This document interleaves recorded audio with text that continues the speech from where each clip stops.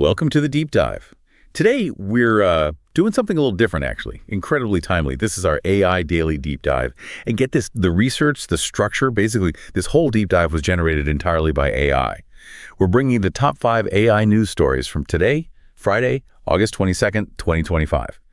Our mission, as always, is to quickly unpack the key developments shaping AI, giving you the essential insights. Exactly. We basically had the AI synthesize a whole stack of sources to pull out the crucial bit so you get the full picture, but without, getting buried in information. Ready to jump in. Absolutely. Let's start with, well, a big one, Apple. Sounds like Siri is getting a serious intelligence upgrade. Reports suggest Apple's talking about integrating Google's Gemini. But wait, it's not a full swap out, right? It's more of a hybrid thing.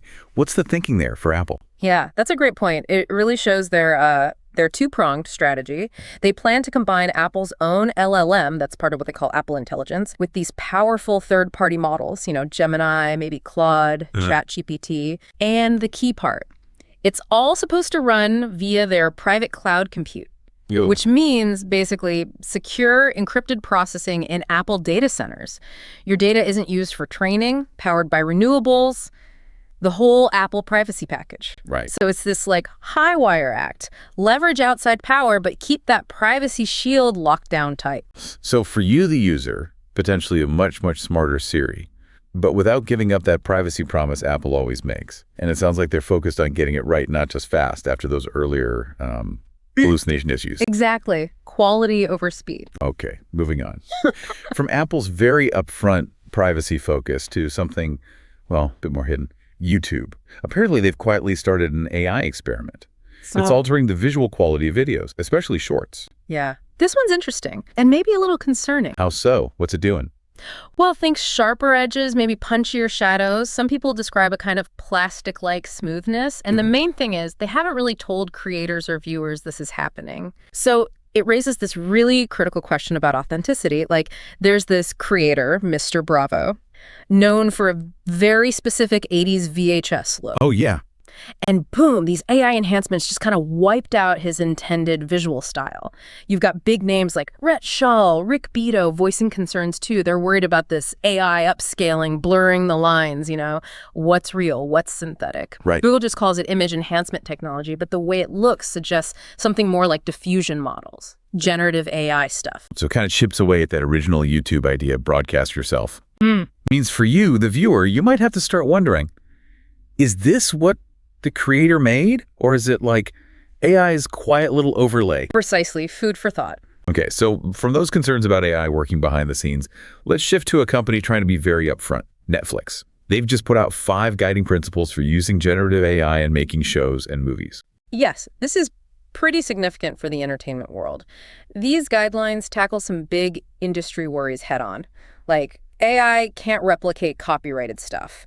Production data has to be kept in secure enterprise environments. Okay, makes sense. And crucially, AI-generated content. It's seen as temporary, like a tool, maybe. But human artists have to craft the final product.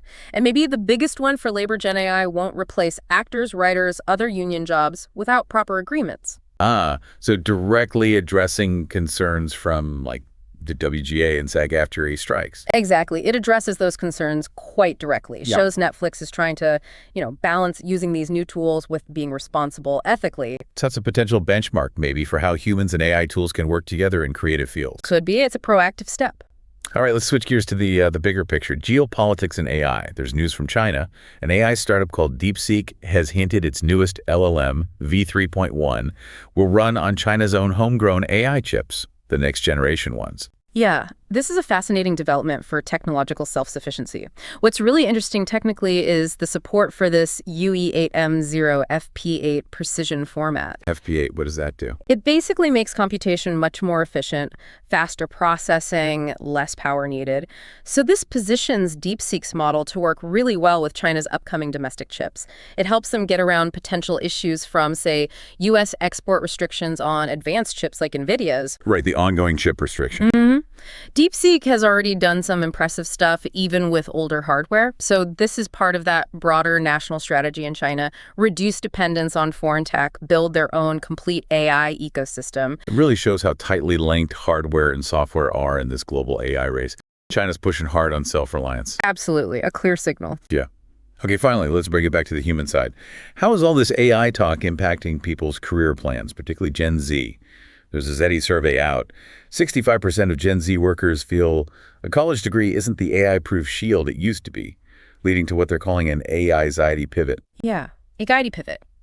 It captures a really profound shift in thinking. Over half of Gen Z, 53%, are now seriously thinking about skilled trades, construction, electrical work, plumbing. Interesting.